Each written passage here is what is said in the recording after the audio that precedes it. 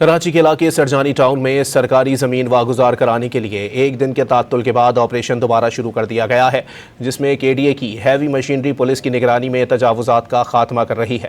اس حوالے سے مزید جانتے ہیں ڈان نیوز کے نمائندے عاصم خان سے۔ عاصم، کیا صورتحال ہے؟ کسی قسم کی مزاحمت کا سامنا تو نہیں ہے؟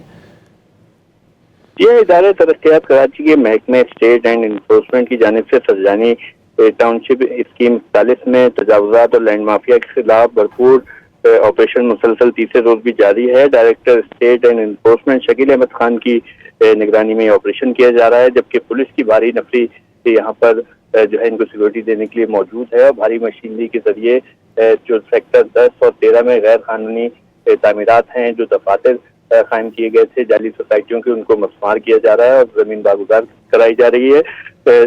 DG KDA کا کہنا ہے کہ تمام زمینوں کی واگزاری تک یہ آپریشن جاری رہے گا۔ بہت شکریہ عاصم۔